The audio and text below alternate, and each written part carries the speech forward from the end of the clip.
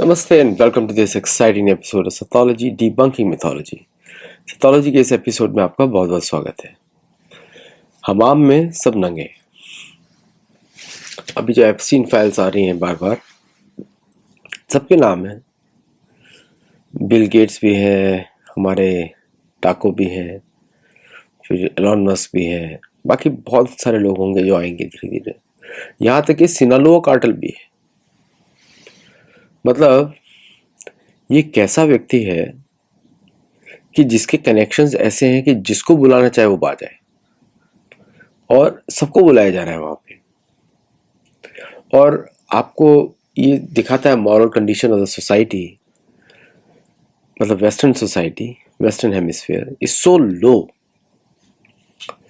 कि इतने बड़े बड़े पैसे वाले लोग उस तरह का कार्य कर रहे हैं जिसको हम और आप सोच भी नहीं सकते। We can't even think about such acts. तो यही कलयुग की निशानी भी है, आपको दिखता ही है। ये कलयुग में हिपोक्रेसी, जिसके पास पैसा उसी को मॉरल माना जाएगा। इसीलिए जब आप कोटेबल कोट्स लिखते हैं किसी की भी, पहली बात तो अपने शास्त्रों से ही लिखिए। देखिए, जो लोग बोलते हैं कविता है और ये सब, सबसे सुंदर कविता है भगवद गीता, रामायण, महाभारत, पुराण। इनमें से ही कोट करिए और पढ़ के कोट करिए। सिर्फ जनरली कोट मत करिए। Don't get impress by anybody. अगर आपको बिजनेस में इम्प्रेस होना है तो बहुत सारे एग्जाम्पल्स हैं हमारे शास्त्रों में जो बिजनेस में अच्छा काम किया उन्होंने, जैसे कि नंद महाराज। अगर राजाओं में कोट करना है तो पृथ्वी को कोट करें, या फिर अगर आपको कंटेम्परेरी देखना है, Martand Verma is one of the best examples. उन्होंने अपना ट्रैवनकोर को ही पूरा दे दिया पद्मनाभ स्वामी को, और बाहर उसके चार दीवारी के बाहर बैठ के वो सेवा, एज अ सेवक यूज्ड टू रूल। और उन्होंने स्पेनिश को हरा दिया, पोर्चुगीज को हरा दिया, फ्रेंच को हरा दिया। There was nobody able to conquer Bharat because of Martand Varma. This is Martand Varma. अगर फॉलो करना राजाओं में तो मार्तंड वर्मा को फॉलो करिए। 1741। या फिर अगर आपको और भी हमारे जो गुरुओं को फॉलो करना है, शिवाजी महाराज को फॉलो कर सकते हैं, जो हमारे लीडर्स हैं। लीडर्स हमेशा वॉरियर्स ही होते हैं, क्षत्रिय क्लास होता है लीडर्स। या फिर आप गुरु गोविंद सिंह को फॉलो कर सकते हैं, महाराज रंजीत सिंह को फॉलो कर सकते हैं। बहुत ही अच्छे एग्जाम्पल्स हैं हमारे राजाओं के, चोल राजाओं को। अगर आपको किसी बिजनेसमैन को फॉलो करना, तो मैंने आपको बताया Nand Yashoda and also many other businessman, Poddar, many other there, contemporary also, है ना। तो हमारे पास लीडरशिप हर कैटेगरी में।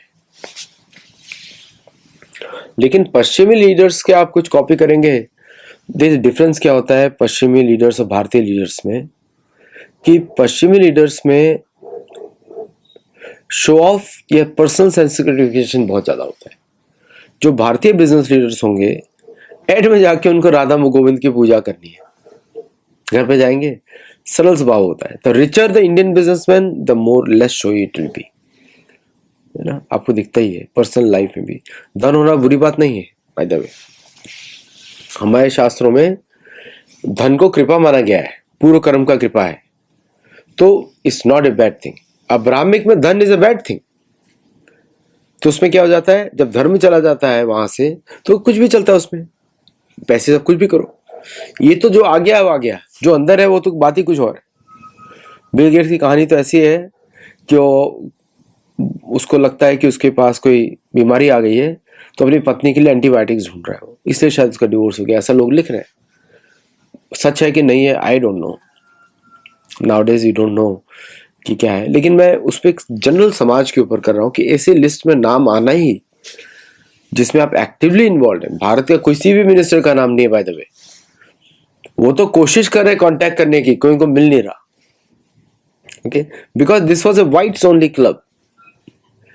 एक दो ब्लैक हो गए होंगे, एक दो वो एक्सट्रीम केसेस में, but generally it's a whites only club. और अमेरिकन प्रेसिडेंट का नाम कितने जगह से हटाया गया है, तो वो आपको सबको पता ही लग रहा है कि कौन था वहां पे, किधर गया था। फोटोस आई चुकी हैं। अभी से बवाल मचना चाहिए लेकिन मचेगा नहीं। ये एक ऐसा इशू है जिस पे कोई बात नहीं करेगा, क्योंकि दोनों साइड्स के लोग इन्वॉल्व हैं। अमेरिका को ही टारगेट किया गया था इससे, और नामी बिजनेसमैन को टारगेट किया था जो प्रोमिनेंट हो, उनको टारगेट किया गया था, और हु कुड बिकम बिग, जिनको वो गवर्नमेंट का फंडिंग मिला था, रिमेंबर दैट, जिनको कहीं ना कहीं से यूएस गवर्नमेंट का कनेक्शन था, उनको टारगेट किया गया था। तो मतलब जिस व्यक्ति ने टारगेट किया उसको सारा इनसाइड इंफॉर्मेशन था whom to target and who could become big in future, क्योंकि मालूम था अनडिस्क्लोज फंडिंग है फ्रॉम बिहाइंड। कुछ अब जैसे इंडिया अमेरिका में एंटी इंडियन अमेरिकन प्रोग्राम बहुत जबरदस्ती चल रहा है सोशल मीडिया पे, उकसाया जा रहा है लोगों को और बहुत सारा चीज़ें हो रहा है। At the same time American government जो है भारत के साथ रिश्ते इंप्रूव करना चाहती है। आपने देखा होगा सर्जियो गोर सबसे मिल रहे हैं। पहली बात तो भारतीय ambassador to the US also should meet everybody, why they are not meeting? और क्या हम लोगों को पता नहीं लगता है? सोशल मीडिया पे नहीं डालते वो लोग? So this is important. और भारतीय जो सोशल मीडिया यूज करते हैं वो इन लोगों को प्रमोट भी करते हैं। आप कमेंट्स करिए, प्रमोट मत करिए इन लोगों को। इनडायरेक्ट प्रमोशन होता है मानता हूं मैं, बट आपके comments are more important. Okay, so इसको जरूर कमेंट करिए उनके इंसिडेंट्स पे। सर्जियो को पूरे भारत में घूम घूम के कुछ बेच रहा है, साथ में बांग्लादेश को भी सप्लाई कर दिया। बांग्लादेश, टर्की और पाकिस्तान तीनों को तो भारत ने यूएफटीए से कर दिया। टर्की के साथ Bharat will not import directly anything from Turkey, और टर्की अगर बैन लगाना चाहता है इंडियन प्रोडक्ट्स पे, they can do it, but then their EU membership will be affected. तो टर्की दोनों तरफ से फंस गया। बांग्लादेश को अमेरिका सप्लाई कर रहा है जैवलिन्स। अब चारों तरफ से तो बांग्लादेश घिरा हुआ है, भारत से जैवलिन किधर यूज करेगा? किसके अगेंस्ट यूज करेगा? भारत के अगेंस्ट यूज करेगा। अमेरिका उसको आर्म कर रहा है, फॉर व्हाट? तो पूछना चाहिए भारतीय गवर्नमेंट को बुला के कि भाई डिमार्च देना चाहिए कि भाई ये what is this, why are you sponsoring Bangladesh? पूछना चाहिए। हो सकता है पूछा हो बिहाइंड द सीन्स, या कुछ और फंडामेंटल हो कि भारत ने उसको अप्रूव किया हो बिहाइंड द सीन्स, कुछ भी हो सकता है। Because there are many things not disclose in the public and they should not be disclose in the public. लोग उसका गलत मीनिंग निकालेंगे और जो पर्पज उसका इफेक्ट करना है वो अलग बैठेगा फिर। इसलिए I am not in the favour revealing all information, जरूरत नहीं है किसी को भी। अब चलते हैं अमेरिका के अंदर और क्या चल रहा है। देखिए, अमेरिका के अंदर एक भयंकर बैंक्स में फाइनेंशियल में टेंशन देख रहा हूं मैं, लेकिन अभी तक ऑन द ग्राउंड लोगों को अफेक्ट नहीं कर रहा है। Economy seems to be running on its own without any improvement. ऐसा लग रहा है कि रेट्स को रिड्यूस करना चाहते हैं, बट इनफैक्ट रेट्स इंक्रीज हो सकता है। इंक्रीज होगा तो प्रॉब्लम हो जाएगी, डिक्रीज होगा तो प्रॉब्लम हो जाएगी। अगर डिक्रीज होगा तो ज़्यादा प्रिंट करना पड़ेगा, डेट बढ़ जाएगा। अगर रेट इंक्रीज होगा तो पैसा नहीं होगा, बैंक्स कोलैप्स कर जाएंगी। तो devil in the deep sea वाला सिचुएशन है।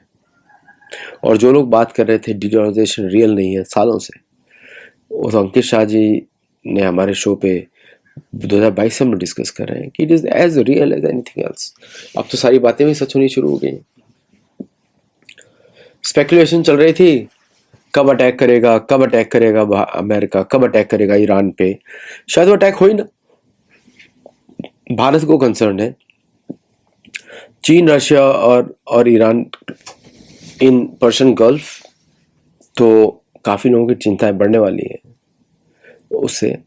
देखिए क्या होता है कि लोग बोलते हैं कि क्यों भारत ऐसा प्रोएक्टिव स्टेप क्यों नहीं लेता। देखिए क्या है कि भारत की जनसंख्या बहुत बड़ी है और Bharat can not get into Wars, short term Wars और लॉन्ग टर्म वॉर्स।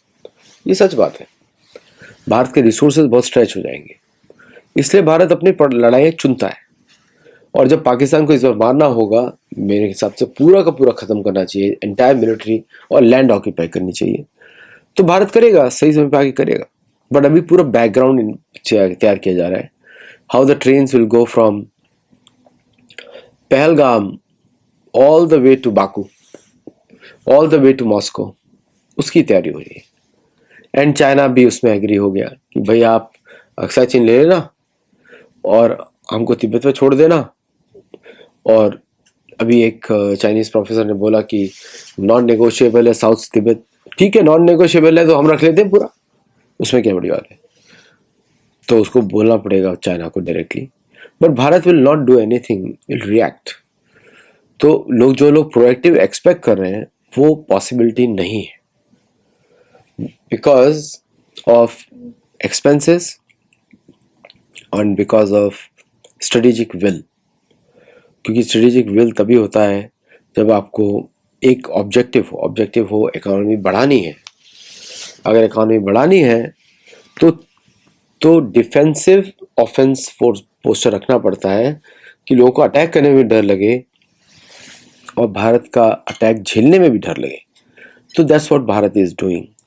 अभी काम है कैपेसिटी बिल्ड करने का, इतना कैपेसिटी हो कि अगर युद्ध हो तो आसानी से जीता जा सके, बट ऐसा कभी होता नहीं है। ब्रेवरी दिखती है व्हेन यूर अभाव रहता है, तब ब्रेवरी दिखाई देती है। कम रिसोर्सेज में आप ज़्यादा अचीव कर जाते हैं, तब ब्रेवरी दिखाई देती है।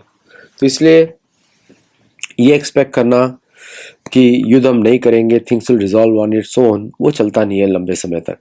जब भारत शक्तिशाली है उस समय बॉर्डर्स को बदल देना चाहिए, और उसको इस तरह बदलना चाहिए कि फ्यूचर जनरेशन को कोई प्रॉब्लम ना आए। भारत को ज़मीन तो और चाहिए, तो म्यांमार अवेलेबल है, बांग्लादेश का अधिकांश पार्ट अवेलेबल है, प्लस भूटान अवेलेबल है, प्लस हमको अवेलेबल है पाकिस्तान का अधिकांश भूभाग, क्योंकि पाकिस्तान हमारी ज़मीन है। तो भारत के नक्शे सीधा बलूचिस्तान से मिलने चाहिए। तो इसके लिए भारत को तैयारी करनी ही पड़ेगी इवेंचुअली। अमेरिका में इस समय जो इंटरनल मोटिवेशंस है काफ़ी लो है। आज ही कैबिनेट का मीटिंग हुआ और कैबिनेट का मीटिंग में बहुत सारे महत्वपूर्ण लोगों पर डिस्कशन हुआ, और डोनाल्ड ट्रंप का प्लान है कि सबको $2000 का चेक दिया जाए। उसके लिए कांग्रेस काम कर रही है, but we'll see how that thing plays out. जब होगा तब we will see, talk about it. लेकिन ये एक बात तो सच है कि अमेरिका के हमाम में सभी लोग नंगे हैं, और this is proving to be a very difficult time for America, financially, diplomatically, global. क्योंकि इतनी पैसे का जो फ्रीडम था उनको कि using money and resources everywhere is no longer there. अब ईरान जैसा देश भी नहीं डरता है, मिडिल ईस्ट जैसे देश भी नहीं डरते हैं। तो aircraft carrier dollar, it was AC dollar not petro dollar. Aircraft carrier dollar की कोई वैल्यू नहीं रही, क्योंकि एयरक्राफ्ट सेल्फ लोगों को उड़ा सकते हैं, जबकि उसको आइडेंटिफाई करना बहुत मुश्किल काम होता है। तो American forces are there ready to again see if they can make a change, और साथ में रशियन और Chinese forces are also ready. ये जो हमाम में सब नंगे हैं, ये एपिसोड जो है ये एक और चीज़ निकालता है कि इजराइल की जो लॉबी है अमेरिका में बोलता है कि आप अटैक करो ईरान पे, नहीं तो हम सब निकाल देंगे। और अगर आप अभी तो आपका नाम नहीं है, नेक्स्ट टाइम आपका नाम भी होगा, वीडियोस भी होंगे। तो this may be the turning point internally for Trump against the Jews. ये भी हो सकता है, बिकॉज ये जो पूरा कॉन्स्पिरेसी है वो ये है कि अगर you scratch my back I scratch you back, इस तरह का है। तो वी विल सी कि अगर ये ईरान पे एक्शन नहीं होता है, there will be more such things released by the DOJ, because Israel de facto जो है many things it can influence. अगर ये शायद आपको मालूम ना हो कि एप्स्टीन के जो पिताजी थे मैग्रोहिल वाज द उनका उसके ओनर थे, वो उन्होंने बनाया था वो कंपनी। तो जो many things are being question by the Christian right. मैंने आपको बताया था how the MAGA crowd is also working against the Jewish lobbies in a big way. They want to control the Jewish lobbies. So ये जो पूरा जो episode है, it is going to turn much uglier in the future. देखते हैं क्या होता है। Become a member to see the Shastra only content. Join our Gurukul. अभी शुरू होने वाला है in another 5-7 minutes. Monday, Wednesday and Friday. I'll be happy to see you there. Namaste and Jai Jagannath. Thank you.